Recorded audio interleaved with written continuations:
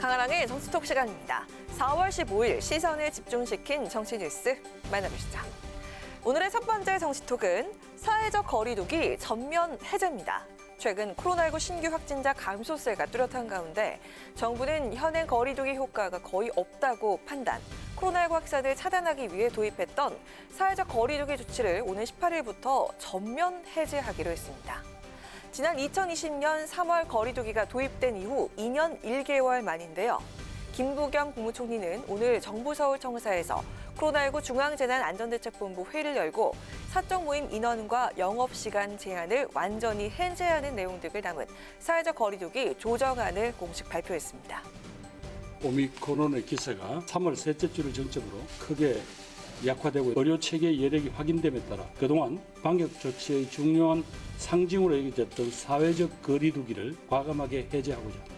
현재 밤 12시까지인 다중이용시설 영업시간 제한과 10명까지 허용되던 사적 모임 인원 제한을 다음 주 월요일부터 전면 폐지합니다.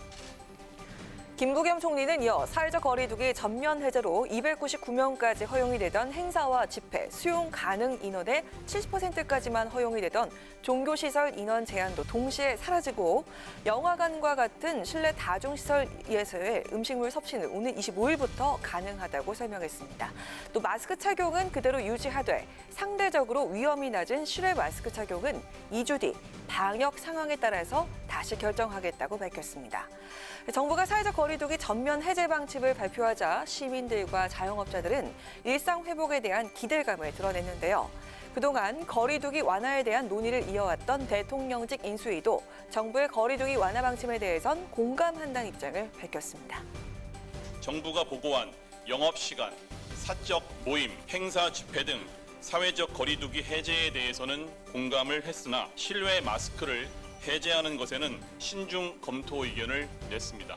당선인께서는 소상공인 자영업자를 위한 신속한 손실 보상과 지원 그리고 다가올 겨울철 재유행에 대비한 치료제 비축 등을 강조하셨습니다.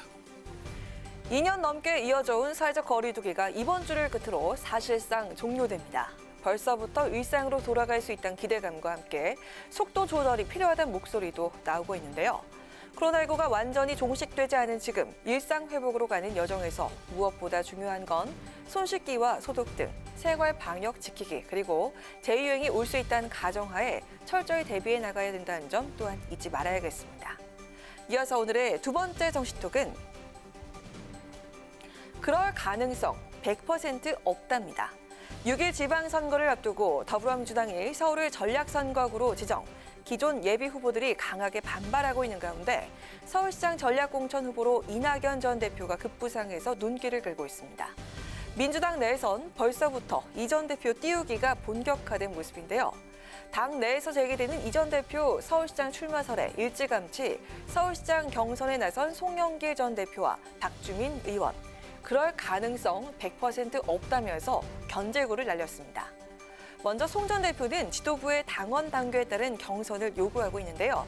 경선을 하지 않고 전략 공천한다는 것은 서울시장 패배 선언이다, 항복 선언이다라고 주장하는 한편 이 전 대표를 향해선 명확한 입장을 밝히라고 날을 세웠습니다.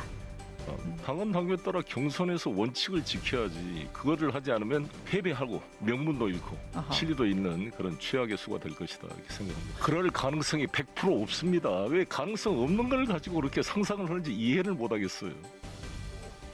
박주민 의원 역시 당의 서울시장 후보 전략공천 방침에 불만을 표출했는데요.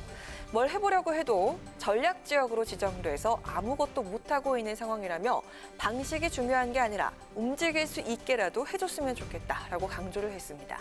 이어 이낙연 전 대표의 서울시장 출마 가능성에 대해선 뜻이 없는 걸로 안다면서 등판론을 일축했습니다. 진짜 의사가 있는 거냐 이건 또 확인이 안 되고 정작 확인을 해보면 또 의사가 없다 이렇게 또 알려지기도 하고요. 저도 직접 소통을 하거나 그러진 않는데 주변에 계신 분들 몇몇 분들한테 여쭤보면은 뜻이 있진 않다. 송영길, 박주민 의원의 이 같은 주장에도 민주당 당내에선 이 전 대표의 전략 공천 가능성이 커지고 있습니다. 최근 윤호중 비상대책위원장이 이 전 대표를 만날 사실이 알려지면서 이낙연 차출론이 더욱 힘을 얻고 있는데요. 당 일각에선 서울시장 후보 추대 시 거부하진 못할 것이라는 관측도 나오고 있습니다. 반면 이 전 대표가 6월 중순에 미국행을 예고한 만큼 정치와 거리를 두고 예정대로 미국행을 선택할 것이라는 전망도 나오고 있습니다. 민주당의 히든카드로 관심이 집중되는 지금 이낙연 전 대표는 과연 어떤 선택을 하게 될까요? 지금까지 강한항의 정치톡이었습니다.